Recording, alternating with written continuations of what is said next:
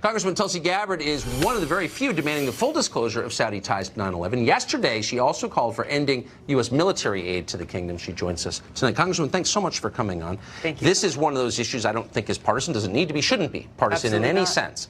It's an American issue. Why would the U.S. government ever side with the Saudi kingdom of all countries against our citizens? This is the real question that's at stake.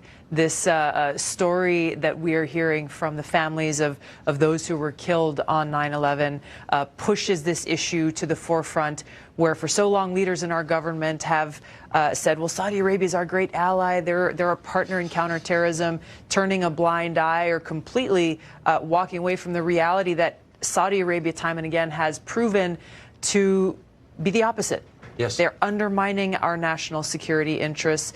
They are, as you said, they are the #1 exporter of this Wahhabi extremist ideology. Yes. That's the fertile recruiting ground for terrorists like Al-Qaeda and ISIS around the world. They're directly providing arms and assistance to Al-Qaeda in places like Yemen and in Syria.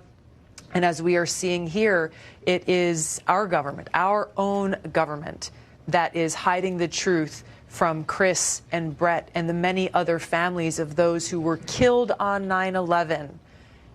For what? Where do the loyalties really lie? So I was thinking in the commercial break of the number of people I know personally, not abstractly, but have had lunch with in this city who are taking currently money from the Saudi kingdom or their allies in the Emirates, the Gulf states. And I wonder if that maybe plays some role. Like, a lot of people are on their payroll here. Yeah. You know, we talk about the foreign policy establishment in Washington. We talk about the political elite, the military-industrial complex.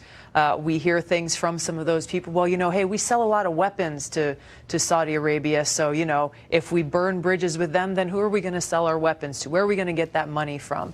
Use all of these excuses that have nothing to do with the interests of the American people, with our national security interests. And that's, I'm proud and honored to be able to stand shoulder to shoulder with these 9/11 families in demanding this truth, because, yes, it is about truth and justice and closure for all of them. Now, as we approach 20 years since that attack on 9/11, it's also about our national security, the safety and security of the American people.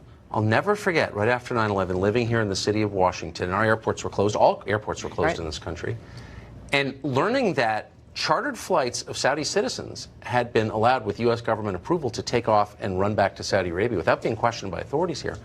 And thinking, you know, if I tried to do that, I'd be in prison. Why are we giving preference to Saudi citizens over our own citizens? Yeah, exactly. It makes no sense if you think about, well, what would happen if we actually had leaders who are putting the interests of our country above all else? You follow the money trail.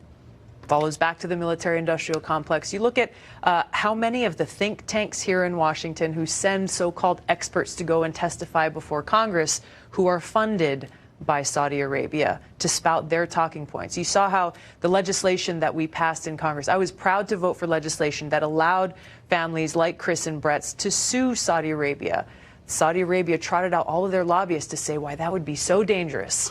So dangerous for our interests, for them to be allowed to seek justice for their families. This is about standing up for our country. This is about standing up for our principles and our freedoms and for the truth. Why isn't, so Hillary Clinton was Secretary of State, and she's obviously deeply interested in foreign affairs, and she's still talking about them, as you found out recently.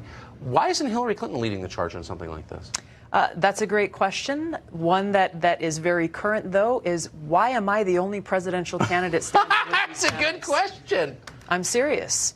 Every single presidential candidate, every single American should be standing with these families, standing up for the truth, recognizing that this attack on our country was an attack on all of us. I enlisted because of this attack on 9/11. I wanted to do everything that I could to defeat and destroy the evil that visited us on that day. So not only, I mean, I feel personally invested in this, like so many Americans, but to see our government standing with Saudi Arabia, a country that continues to directly and indirectly to support the very terrorists who attacked us on that day, that is a betrayal for me, for every one of my brothers and sisters who have been killed in combat, for every one of these families who lost their loved ones on that day, the first responders, every single American has been betrayed by our leaders who are siding with Saudi Arabia rather than with. I don't even see the other side to this debate. And by the way, anyone who has another perspective is welcome on this set. I would like to hear it. But as of today, I don't see it.